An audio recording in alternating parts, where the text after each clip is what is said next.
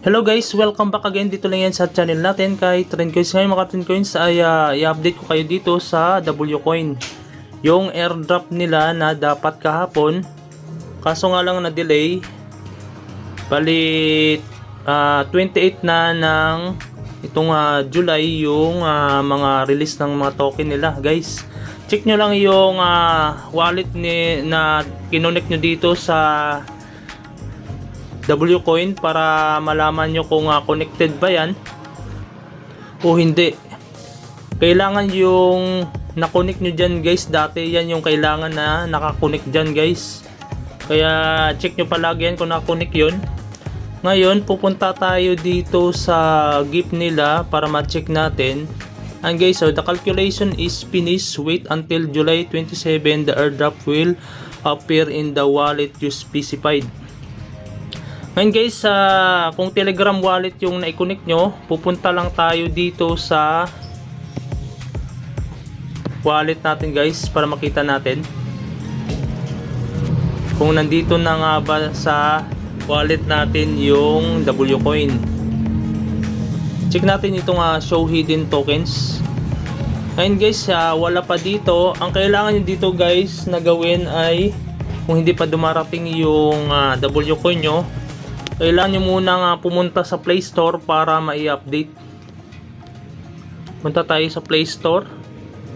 Tapos search nyo lang Telegram. Ayan guys, naka-search na siya.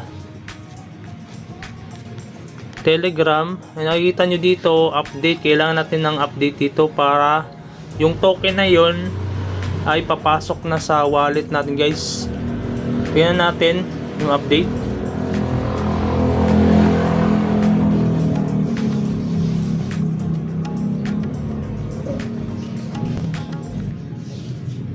Ngayon check natin, open lang natin ulit.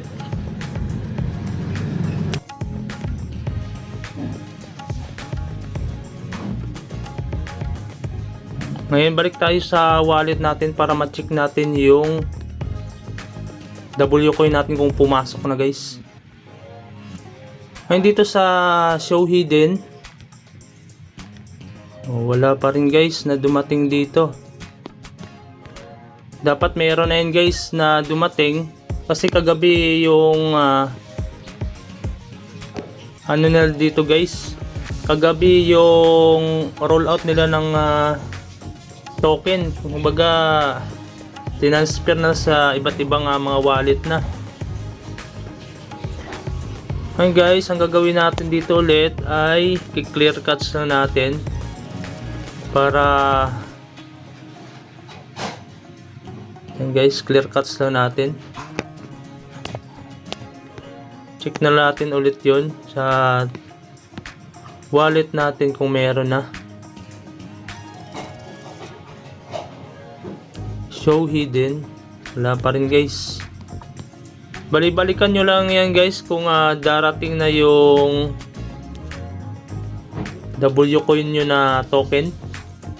Check nyo lang palagi yan sa wallet nyo kung dumarin, kasi kung minsan delay nga, yun nga yung sabi nila, delay. Kaya check nyo lang palagi yung Wcoin nyo na token doon sa wallet niyo guys.